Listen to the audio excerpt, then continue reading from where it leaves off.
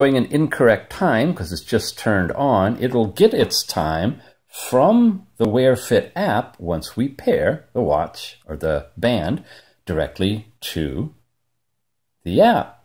So we want to go in here and disconnect a bracelet and then link a bracelet. Make sure I got the right one. And we're looking at the F1, which is this one here. A lot of other things here on Bluetooth right now. And we should be all set. So it's loading and syncing its baseline data, which should be pretty much empty. When we tap it now, we have the correct time. So it's showing it's basically 10:15. As I cycle through here, you have the different categories, the number of steps you've accumulated, the corresponding distance you've traveled on those steps, and the calories burned based on the data you've put in your profile here. Your heart rate, which is going to start the little diode blinking and calculate your heart rate, your blood oxygen, which it's doing on that next one, and then the last one is your blood pressure, your systolic, diastolic measurement of your blood pressure. Then you have your amount of time in sleep that the sleep monitor covers. And this is, what is the time one? I'm not sure. Is that your power off button? And then back to your actual time. So those are the looping functions within here. The magic comes, of course, when you have everything set up in the app itself. Now, in terms of user info, this is where you put in all of your basic information and save it. Decide whether you want it on your left hand or your right hand, and whether you want your information in metric or imperial. And we showed this app before, so if you want a more detailed look of how the app works in comparison with some of the actual collected data, take a look at, in the show notes, I'll try to show you which of the bands connect to this same app, and you can review that, because really it's the information that's in the app that's going to be the important thing of accumulating the data. This is just kind of like a data collection instrument with some readouts that you can look at. The things to think about for going with a band like this compared with the other ones that use the same app are the size and readability of the display. Some of them are smaller or narrower, maybe not as bright, maybe brighter. The convenience of use. Okay, so it's really just looking at the display, looking at the style, and looking at the band itself. Other than that, they're all doing the same rotating functions. When we go into heart rate, let's put this on, and it's pretty easy to put on. You slide it right through here, you tighten it up to where you want, and you snap it in to one of the holes, I think. Yeah. It's a bit tight, but there it is.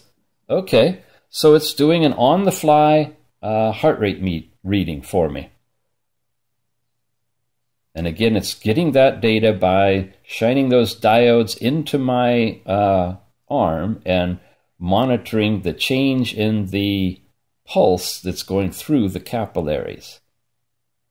So I'm averaging 74, 76. Tap it again, it's going to calculate blood oxygen. Don't know how it's doing that, but you know, it's the similar thing when you put your finger in that little unit your doctor does to get your pulse rate and blood oxygen, or you can actually buy those at the drugstore. It'll calculate your blood oxygen as well. And I presume you can work with your blood oxygen content to monitor aspects of your health, especially if you're exercising, whether you're in the aerobic or anaerobic zones. There we go, we're kicking in. 98% it says. And then the last one is going to give us our blood pressure. Now let me start in on this. Like I said, I'm going to do a really in-depth video soon, but I'm learning more and more. It was more of these bands come in and more of your user comments come in, and really I appreciate each and every one of you that leaves a comment under our videos that incorporate heart rate and blood pressure readings to tell us what your experience is. And it's running the gamut. I'm getting folks just jumping up and down saying it's fake, it's fake, it's fake. I'm getting others going, doggone, I was with my doctor. He did it twice, and I'm right on. It was the same as what my doctor's getting. Well, let me suggest this. We don't really know yet. And buyer beware. This may or may not be accurate. And, you know, the cuffs that you put on and pressurize and get the readings on the cuffs, if you do 3 different readings, you're probably going to get 3 different reading results as well. There, it just vibrated, saying it's locked in at 123/81. I'd say that's reasonable for me for right now. I wouldn't say it's totally exact, but I'm not sure. It's an art more than a science, blood pressure really is. One of the things I would recommend to each of you, whether you think it's fake or think it's right on, is to do it properly. And it's the same thing that you run into when you're trying to do this with the cuff kind, or even when a doctor's taking the reading with a stethoscope. You want to make sure, and I'm not doing it correctly now, you want to make sure that your heart and your arm are at the same level. So the best thing is to hold your arm up at chest level. I'm sitting way above this, looking at the camera, looking at the watch, and actually I'm sitting down, so this is level with my bottom. And I'm not probably going to get as accurate a reading as I would if I had it near my heart level. Furthermore, even though I'm talking, I'm moving a little bit. And you're going to get the best reading if it's still, because whatever it's getting off of the wave that you've seen inside the apps that show you the actual heart wave itself and how it's discerning all of the information to calculate what the blood pressure is, all of that stuff works best if it's still. So you're not going to be jogging and measuring your blood pressure, swinging your arms, and expect to get any kind of a reasonable result. There, it just vibrated again. See? Different number, right? Now, if I put a cuff on, it's logical I could get exactly those same numbers wearing a cuff, maybe in a different order. What's interesting is it's not blasting out, coming in at 180 over, I don't know, 110, and then coming in at 79 over 36, or, you know, ridiculous numbers. The numbers it's showing are reasonable. Yet, it could also be alternative facts. If this is not truly measuring blood pressure and generating numbers based around statistical averages, well, shame on them for doing that, but I have no way to validate whether that quote-quote fake readings could be happening either. We're going to try to discern that through some tests with actual measuring equipment, the cuffs, things like that, and see how they stack up together and whether or not we can really find out the truth, if there is truth, in blood pressure measurement.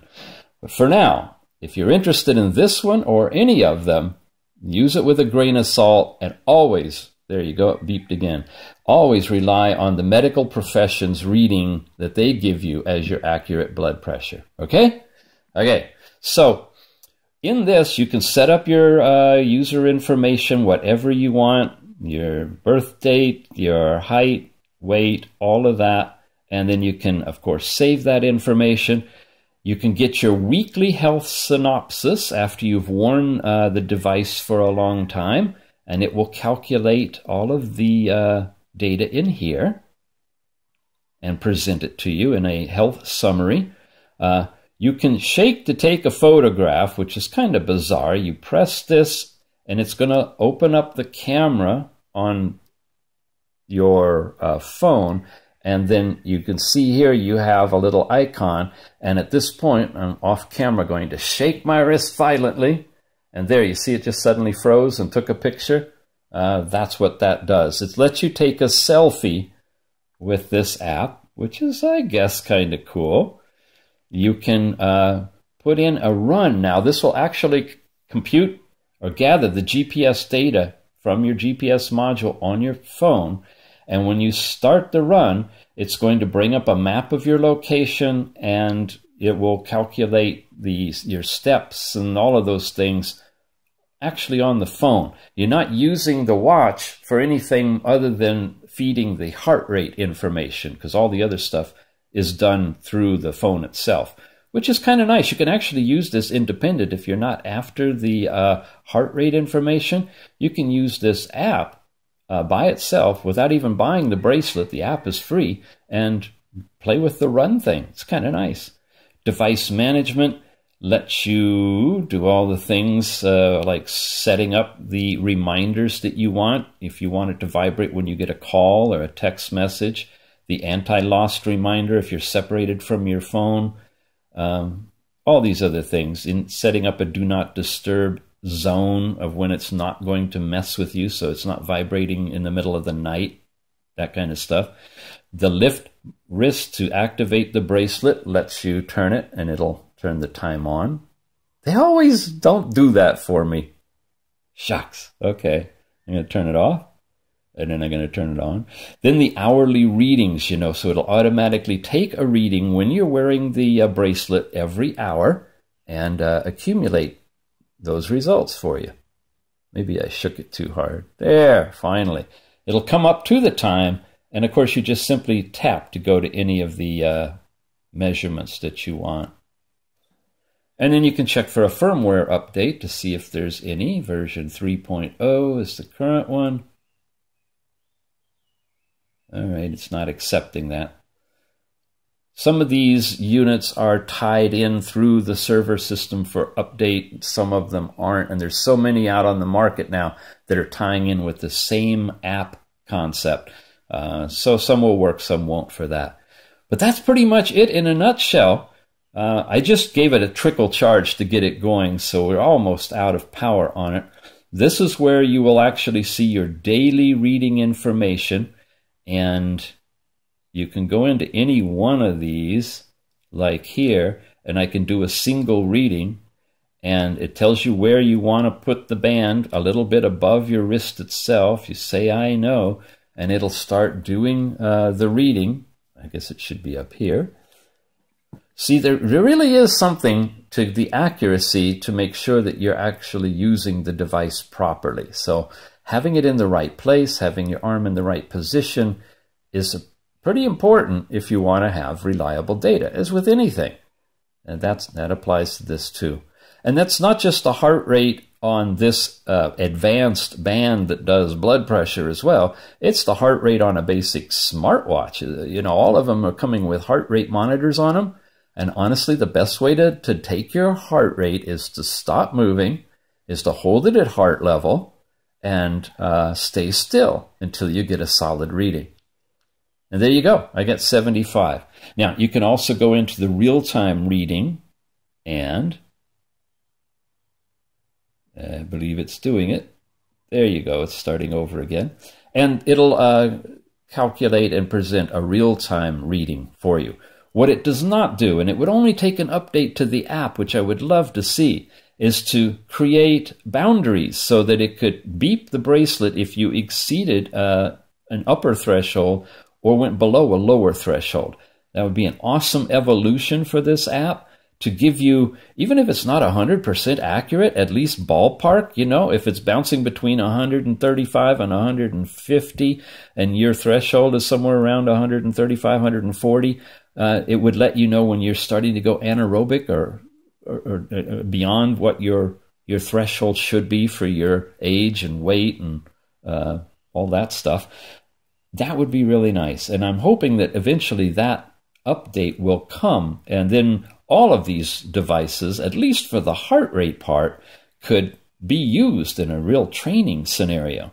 So it can do real-time heart rate calculation. It does the hourly accumulation. And then you can, of course, do the single reading or real-time reading of your blood pressure.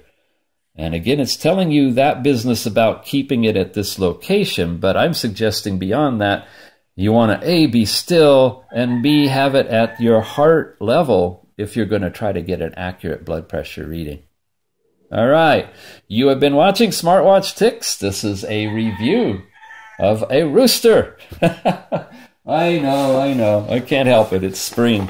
We're looking at the F1 blood pressure band coming to us from Banggood, and appreciate your support of our sponsors. If you're interested in this band, check the show notes down below. Got a good coupon for you down there, buying options that you can pick it up. And again, check it out. It for, you know, $35, something like that. Hello, nature. It's worth checking out just to get a feel for what these things can do. And if nothing else, you can use it and correlate it with your chosen blood pressure measuring process. See if you can decide for yourself, is this thing worthy of trusting or not? It's individual at this point. We don't have any global reading on it. So take the readings with a grain of salt, but take it in and have your doctor, you know, do your blood pressure and check it against the band. Or if you have one of those bands yourself that you put on a cuff that you can check it against. Get an idea of how accurate is it. Is it all over the place, or is it really, like they say, 95% accurate? Be worth checking out. All right. Thanks for your subscription. Thank you for watching. And like I said, I will shoot the rooster. No, I won't. I will come back with a more in-depth overview of all of this blood pressure stuff really soon. All right, we'll see you again as my blood pressure rises. Oh.